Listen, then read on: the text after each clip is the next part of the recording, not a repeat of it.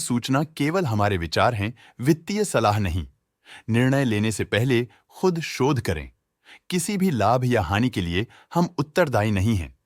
आज हम देख रहे हैं Crompton Greaves consumer electricals limited के 2024-25 Q3 की standalone financial performance. Starting with the sales, पिछले क्वार्टर से सेल्स में -6% का डिक्रीज हुआ है, मगर कंपनी ने पिछले साल के मुकाबले 6% का सेल्स इंक्रीज रिपोर्ट किया। Expenses -6% quarter on quarter decrease हो गए हैं, जो साल भर के 5% के राइज के साथ अलाइन करता है। एक्सपेंसेस में डिक्रीज अच्छा है, लेकिन सेल्स में डिक्रीज निराशा की बात है। ऑपरेटिंग प्रॉफिट, जो पिछले साल के कंपैरिजन में 16% अप हुआ है, quarter on quarter around -5% decrease हुआ है। Operating profit margin OPM annual basis पे 1% से इंक्रीज हुआ है और पिछले क्वार्टर के कंपैरिजन में 0% से इंक्रीज हुआ है। एक्सेप्शनल आइटम्स को ऐड करके अदर इनकम पिछले क्वार्टर के कंपैरिजन में -33.5% गिर गई, बावजूद इसकी ईयरली डिक्लाइन -31% हुई है। इंटरेस्ट एक्सपेंसेस पिछले क्वार्टर से -11% डाउन हुआ, लेकिन ईयर ओवर ईयर डिक्रीज -52% हुआ है।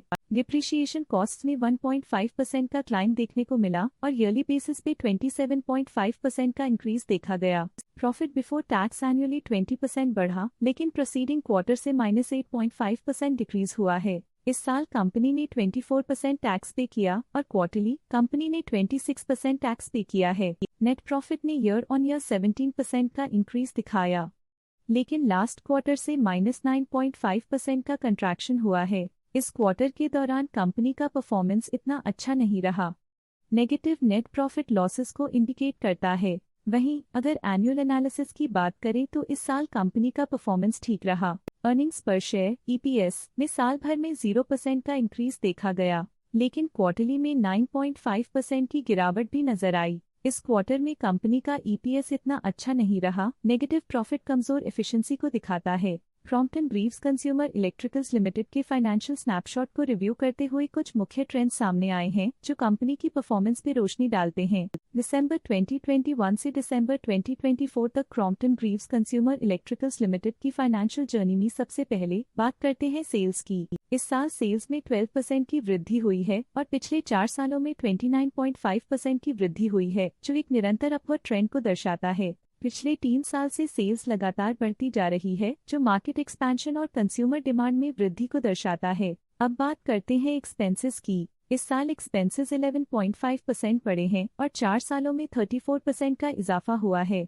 इस साल सेल्स और एक्सपेंसेस एक साथ बढ़ रहे हैं, जो बैलेंस्ड ऑपरेशनल अप्रोच को दर्शाता है। ऑपरेटिंग प्रॉफिट का सफर स्टेडिली ऊपर चढ़ रहा है। इस साल 18% की बढ़ोतरी के साथ और पिछले 4 सालों में 2% का नोटिसेबल राइज हुआ है। लगातार 2 साल की गिरावट के बाद इस साल ऑपरेटिंग प्रॉफिट बढ़ा है, जो ऑपरेशनल रणनीतियों में सुधार को दर्शाता है। इस साल नेट प्रॉफिट में 26.5% की वृद्धि के साथ पिछले 4 सालों में -16% की गिरावट हुई है। लगातार 2 सालों तक प्रॉफिट में कमी के बाद इस साल नेट प्रॉफिट में हुए इजाफ ने एक टर्नअराउंड का संकेत दिया है, जो स्ट्रेटेजिक रीअलाइनमेंट्स का असर हो सकता है। इस साल EPS में 26% की वृद्धि हुई, हालांकि पिछले 4 सालों में -17% की गिरावट देखी गई है। लगातार 2 साल की गिरावट के बाद इस साल EPS में वृद्धि प्रॉफिटेबिलिटी में रिकवरी के शुरुआती साइंस देती है। चलिए अब बात करते हैं शेयर होल्डिंग पैटर्न की शेयर होल्डिंग रिपोर्ट्स कुछ इस प्रकार की हैं, जो के तक चलता है। ये रिपोर्ट कंपनी के शेयर्स की डिटेल्ड जानकारी देता है, जिसमें promoters, promoter groups, foreign investors, public investors और सरकारी एंटिटीज शामिल हैं।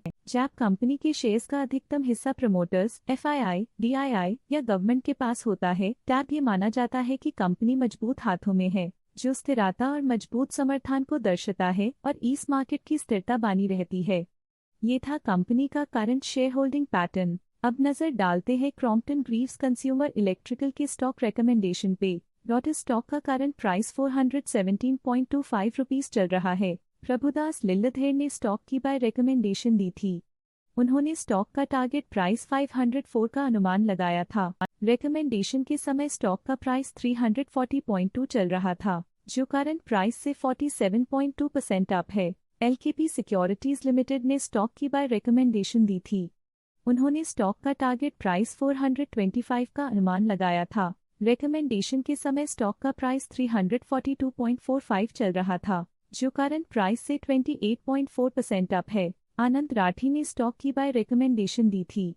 उन्होंने स्टॉक का टारगेट प्राइस 552 का अनुमान लगाया था। रिकमेंडेशन के समय स्टॉक का प्राइस 422.6 चल रहा था, जो करंट प्राइस से 34.9% अप है। आज के लिए फाइनेंशियल सेक्टर में इतना ही। देखने के लिए धन्यवाद। स्टॉक लेटेस्ट न्यूज अपडेट के लिए चैनल को सब्सक्राइब करें और वीडियो को लाइक एंड शेयर करें।